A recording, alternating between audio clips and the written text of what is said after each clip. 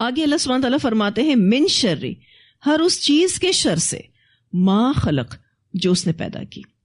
ہر اس چیز کے شر سے یعنی اللہ کی پناہ طلب کرتا ہوں جو اس نے یعنی اللہ تعالیٰ نے پیدا کی ہیں. تمام مخلوقات کی برائی سے اے اللہ تیری پناہ طلب کرتا ہوں. کتنی جامع دعا ہے. الحمدللہ اللہ تعالیٰ جو کچھ بھی آپ نے پیدا کیا ہے ہر چیز کے شر سے، ہر مخلوق کے شر سے آپ ہمیں محفوظ رکھیے. جو کچھ بھی کائنات میں ہے وہ سب اللہ ہی نے پیدا کیا ہے، خواہ وہ چیزیں جاندار ہوں یا بے جان ہوں.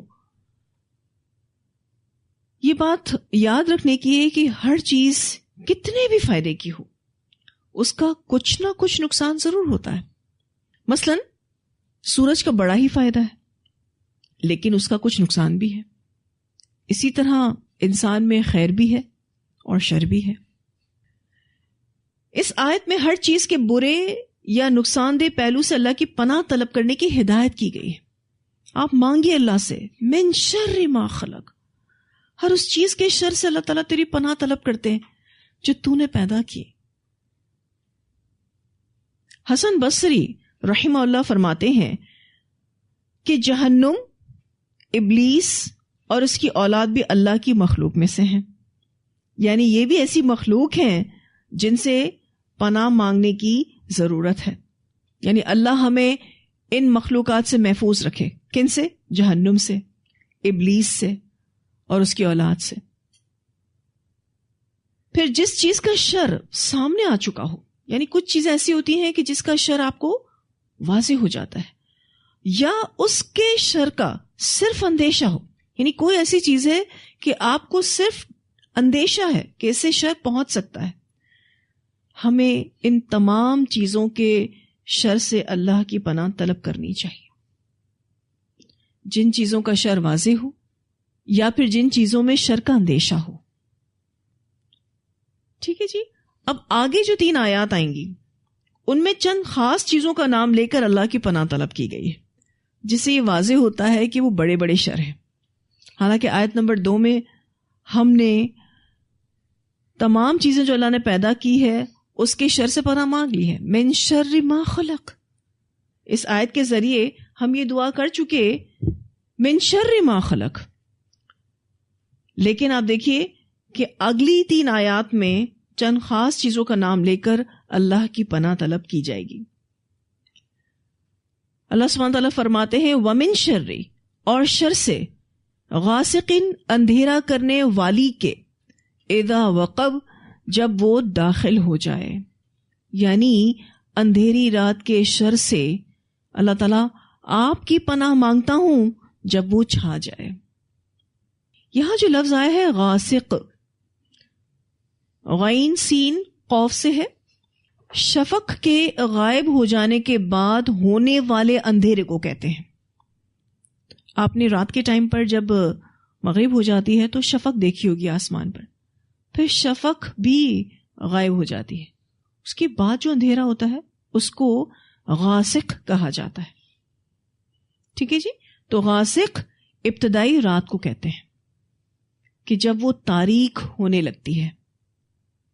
اچھا، غاسق چاند کو بھی کہتے ہیں. یعنی اللہ تعالیٰ تو ہمیں چاند کے شر سے بھی بچا. چاند کے اندر ایسی قوت ہے جو سمندروں کے اندر لہریں پیدا کر دیتی ہے. کئی فٹ پانی اوپر آ جاتا ہے.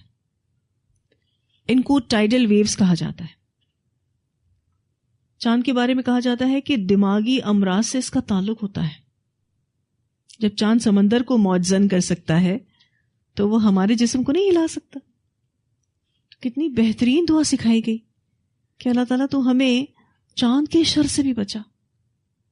اور اللہ ہی نے چاند کو یہ طاقت دی ہے کہ اس کی کشش ثقل کے باعث زمین پر زلزلے آتے ہیں اور سمندر میں اونچی لہریں وجود میں آتی ہیں. تو اللہ تعالیٰ زمین کی چیزوں کے شر سے بھی اپنی پناہ عطا کرے اور آسمانی چیزوں کے شر سے بھی پناہ میں رکھے. اس بارے میں ایک روایت بھی آتی ہے، رسول اللہ صلی اللہ علیہ وسلم نے چاند دیکھا تو فرمایا، اے عائشہ، اس کے شر سے اللہ کی پناہ مانگا کرو، اس لیے کہ یہی غاسق ہے جب اس میں گہن لگے. اسے ترمذی نے روایت کیا ہے. اب آپ دیکھیے کہ چاند کو جب گہن لگتا ہے تو ہو سکتا ہے اس وقت بھی اس کا کوئی شر پھیلتا ہو. نبی اکرم صلی اللہ علیہ وسلم نے اس حدیث میں الرٹ کر دیا کہ اے عائشہ، تم اس چاند کے شر سے اللہ کی پناہ طلب کیا کرو کیونکہ یہی غاسق ہے. وَمِن شَرِّ غَاسِقٍ إِذَا وَقَبَ، اندھیری رات کے شر سے جب وہ چھا جائے. یہاں جو وقب کا لفظ آیا ہے، وقب کہتے ہیں کسی چٹان وغیرہ میں گڑھے کو، اور وقبہ گڑھے میں داخل ہو کر غائب ہو جانے کو بھی کہتے ہیں. کسی چیز کا رگو پے میں اتر جانا یعنی سرایت کر جانا. آپ دیکھیں تو اس آیت میں بیسیکلی اندھیری رات کی پناہ اس لیے طلب کی گئی ہے کہ رات کے وقت جنوں اور انسانوں کے شیاطین چاروں طرف پھیل جاتے ہیں، اور اس وقت کفر اور فسق، اسی طرح سے شر اور فساد، پھر اسی طرح سے چوری، خیانت اور دیگر گناہوں کے کام ہو رہے ہوتے ہیں. ہم نے دیکھا ہے نا کہ رات کے ٹائم پر زیادہ غلط کام ہو رہے ہوتے ہیں، گناہ کے کام ہو رہے ہوتے ہیں. اسی طرح آپ دیکھیے کہ مشرکین یا پھر اہل نجوم اور جادوگر چاند کی عبادت کرتے ہیں. رات کے ٹائم پہ وہ چاند کی پوجا کرتے ہیں، اسے وسیلہ بناتے ہیں، اور بے شمار جادو اور کفریہ باتوں کا تعلق چاند سے جوڑتے ہیں. تو اللہ تعالیٰ تاریک رات کے شر سے پناہ مانگنے کو کہہ رہے ہیں. کیوں؟ کیونکہ اکثر گناہ کے کام رات کی تاریکیوں میں کیے جاتے ہیں. وَمِن شَرِّ غَاسِقٍ إِذَا وَقَبَ، وَمِن شَرِّ اور شر سے، النفاثاتی پھونکنے والیوں کے، فی العقد گرہوں میں، اور گرہوں میں پھونکنے والیوں کے شر سے یعنی اللہ کی پناہ مانگتا ہوں.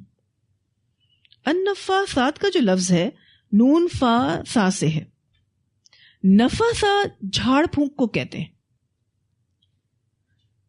جس پھونک میں تھوک ہوتی ہے، کیونکہ جادوگر جب پھونکتے ہیں تو اس میں تھوک کے کچھ ذرات بھی ساتھ نکالتے ہیں. جادوگر جب جادو کرتے ہیں نا اور کسی چیز پر پھونکتے ہیں تو کچھ تھوک کے ذرات بھی وہ نکالتے ہیں. آپ نے لفظ نفخہ بھی پڑھا ہے، ٹھیک ہے نا، یاد ہے آپ کو؟ ٹھیک ہے. نفخہ کہتے ہیں زور سے پھونک مارنا، لیکن نفثہ کیا ہے؟ ایسی پھونک جس میں تھوک کے ذرات ہوں. اور آپ یہاں دیکھیے النفاثات آیا ہے، یعنی پھونکنے والیوں کے. لیکن مفسرین کہتے ہیں کہ یہ لفظ بطور صفت آیا ہے. اس سے مراد مرد اور عورت دونوں طرح کے جادوگر ہیں. دونوں طرح کے جادوگر مراد ہیں، صرف عورتیں ہی مراد نہیں ہیں. ٹھیک ہے.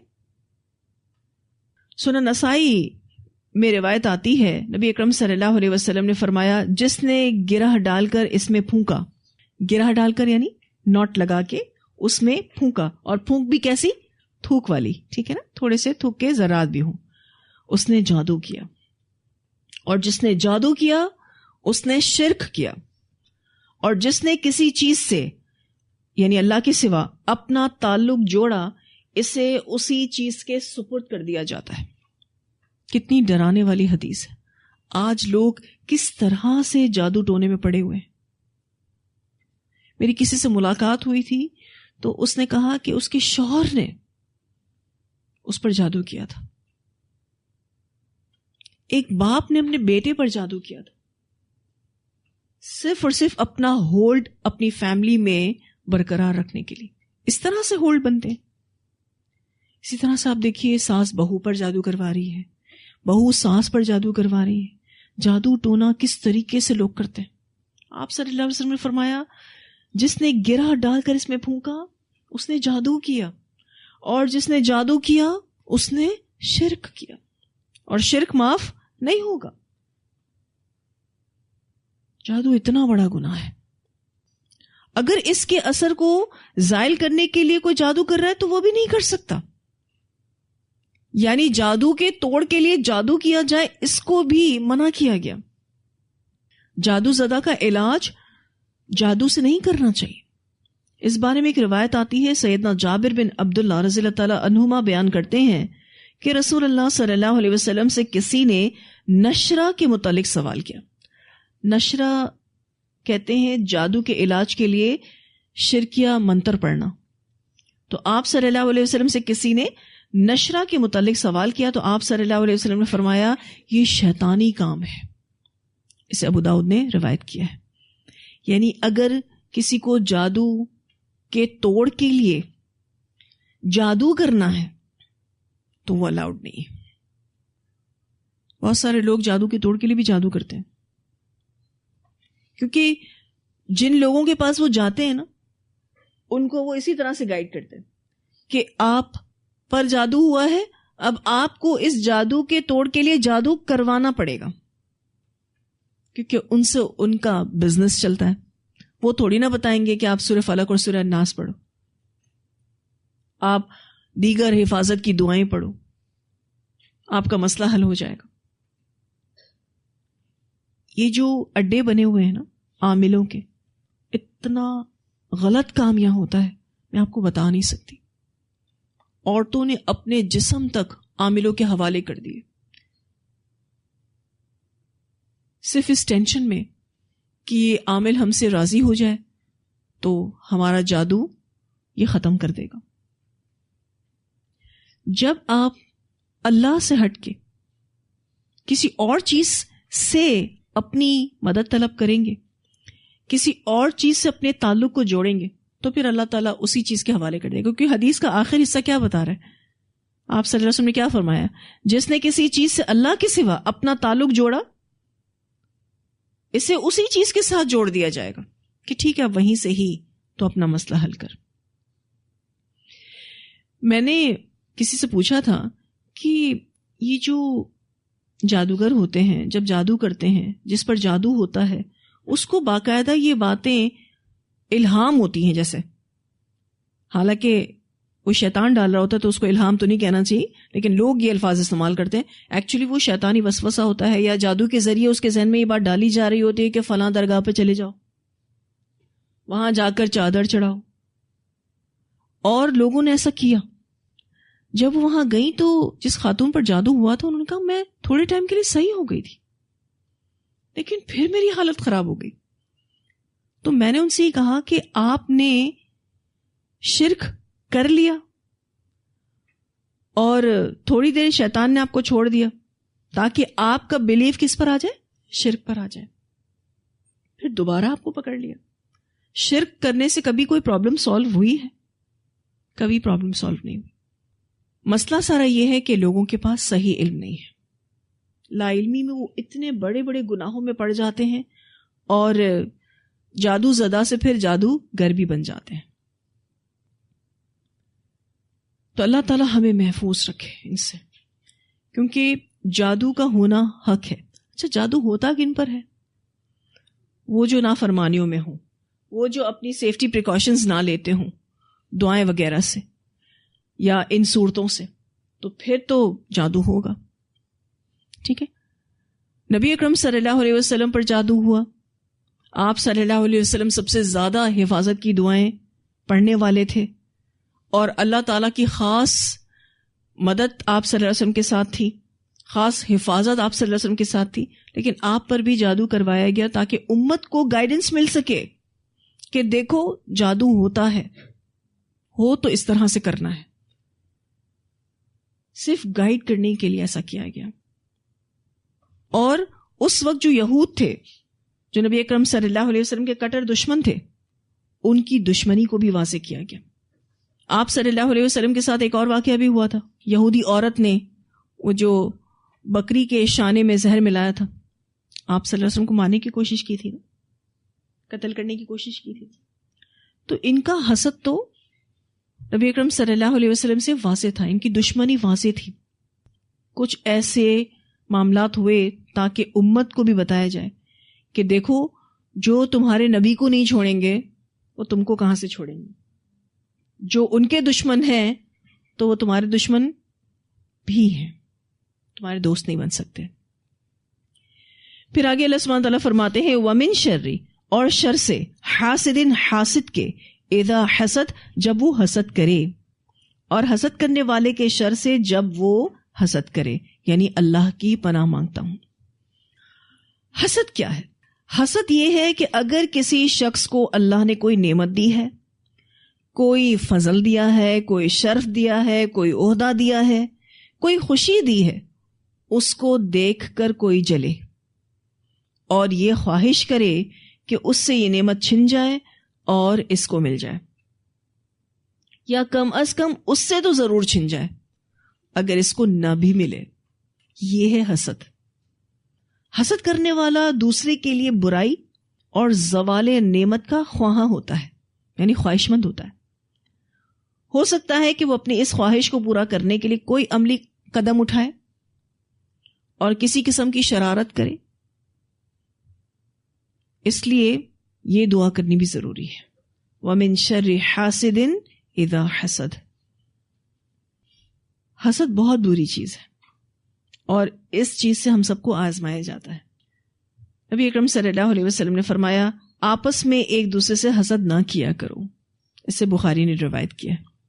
اس حدیث میں واضح طور پر بتا دیا گیا کہ ایک دوسرے سے حسد نہیں کرنا ہے. اس کا مطلب یہ ہے کہ حسد فیل ہوتا ضرور ہے لیکن اس کو کنٹرول کرنا ہے. اللہ تعالیٰ نے ہم سب کے اندر اس شوح کو رکھ دیا ہے اور اس شوح سے یعنی اس حسد سے ہم آزمائے جاتے ہیں کہ ہم کسی کی نعمت دیکھ کر جلتے تو نہیں ہیں، ہم کسی کا عہدہ دیکھ کر جلتے تو نہیں ہیں، ہم اس کے شرف کو تسلیم کرتے بھی ہیں یا نہیں. اس سے ہم آزمائے جاتے ہیں. تو اللہ تعالیٰ اس آیت میں حکم دے رہے ہیں کہ حاسد جب حسد کرنے لگے تو اس کے شر سے میری پناہ طلب کرو. اچھا، یہاں پر اذا حسد بڑا غور طلب ہے. جب حاسد حسد کرے اور حسد کی بنا پر کوئی نقصان پہنچانے کی کوشش کرے تو اس صورت میں ایسے شخص سے اللہ کی پناہ طلب کرنا ضروری ہے.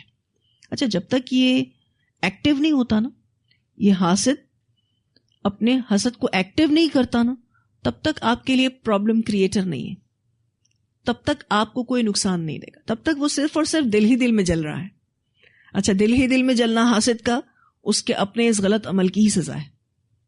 لیکن پھر حاسد اپنے حسد کو ایکٹیو کرتا ہے، یعنی پھر ان فیلنگز پر عملی قدم اٹھاتا ہے، کوئی نقصان پہنچانے کی کوشش کرتا ہے. اس وقت وہ بہت ڈینجرس ہے، بہت ڈینجرس. بعض مفسرین نے یہ لکھا ہے کہ حاسد کے مفہوم میں وہ آدمی بھی شامل ہے کہ جس کی نظر لگ جاتی. یعنی اس آیت میں یہ بات بھی ہو رہی ہے کہ اللہ تعالیٰ تو ہمیں نظر بد سے بھی بچا.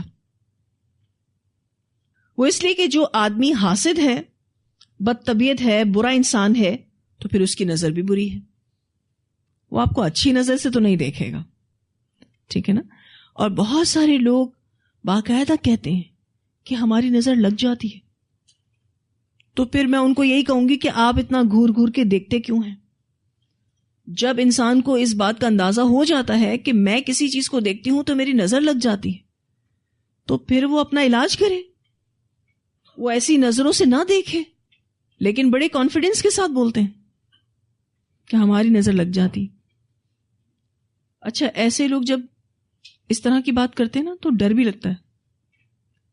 پھر آپ ان سے شیئر کریں گے کبھی؟ کچھ کبھی بھی شیئر نہیں کریں گے. تو کچھ مفسرین کا کہنا ہے کہ حاسد کے مفہوم میں وہ آدمی بھی شامل ہے کہ جس کی نظر لگتی ہے، بری نظر والا. عمر بن عبدالعزیز رحمہ اللہ کا قول ہے کہ میں نے حاسد سے زیادہ کسی ظالم کو مظلوم کے مشابہ نہیں دیکھا. بہت خوب بات انہوں نے کہی ہے. یعنی حسد کے سبب وہ ظالم ہوتا ہے، لیکن نعمت سے محرومی کے سبب مظلوم معلوم ہوتا ہے. جو حاسد ہے وہ ظالم بھی ہے اور مظلوم بھی ہے. ظالم کس اعتبار سے؟ حسد کی وجہ سے. اور مظلوم کس اعتبار سے؟ نعمت سے محرومی کی وجہ سے. ایسا ہوتا ہے کہ اللہ تعالیٰ آپ کو کچھ نعمتیں نہیں دیتے، تو پھر کیا معاملہ ہونا چاہیے ہمارا؟ صبر. ٹھیک ہے نا؟ اور اس بات کا یقین کہ ان نعمتوں کے نہ ملنے میں ہی ہمارے لیے خیر تھی. تو پھر آپ ریلیکس رہتے ہیں، بڑے کمفرٹیبل رہتے ہیں. لیکن جب آپ نعمت سے محرومی کے وقت احساس کمتری کا شکار ہو جائیں تو پھر آپ کو حاسد بننے میں کچھ بھی دیر نہیں لگے گی. نعمت سے محرومی تو ہے ہی، دیکھا جائے تو آپ مظلوم ہیں، ٹھیک ہے نا؟ لیکن اگر آپ نے اس نعمت سے محرومی پر ناشکری کر لی اور جس کے پاس وہ نعمت ہے اس کو دیکھنا شروع کر دیا تو احساس کمتری میں مبتلا ہو جائیں گے اور پھر حسد کرنے لگیں گے. اس لیے اس سے تو بچنے کی دعا کرنی چاہیے کہ اللہ تعالیٰ تو ہمیں حاسد بھی نہیں بنانا، ٹھیک ہے؟ اور اگر کوئی حاسد ہے ہمارا اور جب وہ حسد کرنے لگے تو اس سے بھی بچانا. اللہ تو نظر بد سے بھی بچانا، کیونکہ یہ چیزیں انسان کو موت تک لے جاتی ہیں. نظر بد کے بارے میں کیا آتا ہے؟ اونٹ کو کہاں تک لے جاتی ہے؟ ہانڈی تک. اور قیامت سے پہلے زیادہ تر اموات نظر بد سے ہوں گی. نبی اکرم صلی اللہ علیہ وسلم یہ بات بتا کر گئے ہمیں، کثرت اموات کا ریزن نظر بد ہوگی. اچھا، نظر ہمیں بھی لگ سکتی ہے اگر ہم نے یہ صورتیں نہیں پڑھی حفاظت کے لیے اور دعائیں نہیں پڑھی تو. اسی لیے قرآن کے اختتام پر کتنا بہترین ریمائنڈر ہمیں دیا گیا. آپ لوگ بلیسڈ ہیں. کس نعمت سے؟ قرآن کی نعمت سے. آپ کو بھی نظر لگ سکتی ہے کہ ماشاءاللہ اتنے سال لگا کے آپ نے قرآن کو مکمل کیا، الحمدللہ. نظر لگ سکتی ہے اور بعض دفعہ اپنوں کی نظر بھی لگ سکتی ہے. اس لیے ان صورتوں کے ساتھ لازمی اللہ تعالیٰ کی پناہ طلب کریں. امام شوکانی رحمہ اللہ لکھتے ہیں کہ اللہ تعالیٰ نے اس صورت میں نبی اکرم صلی اللہ علیہ وسلم کو بالعموم تمام مخلوقات کے شر سے پناہ مانگنے کی تعلیم دی ہے. اس کے بعد 3 برائیوں سے بالخصوص پناہ مانگنے کی نصیحت کی ہے، جن کا ذکر ابھی ہم نے پڑھا ہے. اس لیے کہ یہ برائیاں بہت زیادہ خطرناک ہیں اور ان کا نقصان بہت بڑا ہے. تو ہم سب نے بھی اس سورت کو لازمی پڑھنا ہے انشاءاللہ تعالی. اور جب ہم سورہ الناس کی تفسیر پڑھیں گے تو آپ اس بات کو محسوس کریں گے کہ یہ دونوں صورتیں بہت کمپلسری ہیں ہمارے لیے. یعنی جیسے آپ کے لیے کھانا پینا ضروری ہے نا، اس سے آپ طاقت پاتے ہیں، اسی طرح سے ان صورتوں سے حفاظت لینا بھی ضروری ہے. اور دن میں کتنی دفعہ پڑھائی گئی آپ سوچیں تو صحیح. یعنی ان صورتوں کی ہمیں کتنی ضرورت ہے الحمدللہ. اور اللہ تعالیٰ کی محبت بھی محسوس ہو رہی تھی.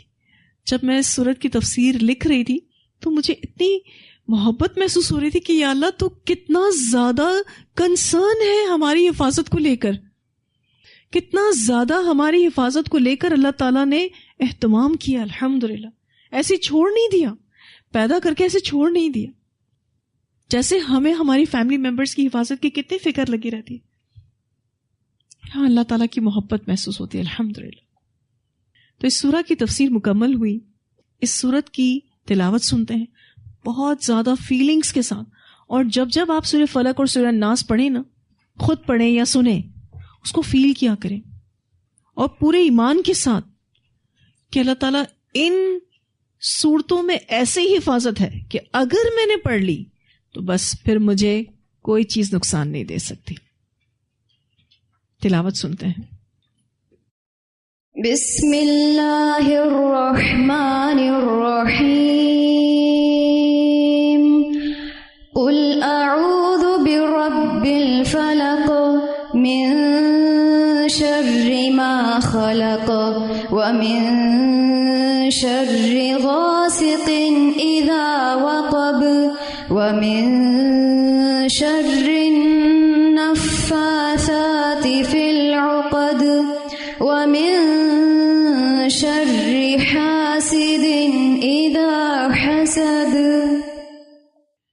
بات آپ نے نوٹ کی کہ یہ سورت کتنی مختصر ہے، کتنی آسان ہے کہ آپ اس کو بآسانی یاد کر لیتے ہیں. الحمدللہ چھوٹے چھوٹے بچے ان صورتوں کو منہ زبانی یاد کر لیتے ہیں. الحمدللہ اگر اللہ تعالیٰ حفاظت کے لیے کوئی بڑی مشکل صورت دے دیتا تو میں اور آپ کتنی مشکل میں پڑ جاتے، اور دن میں کئی بار پڑھنے کو کہہ دیتا تو کتنی مشکل میں پڑ جاتے.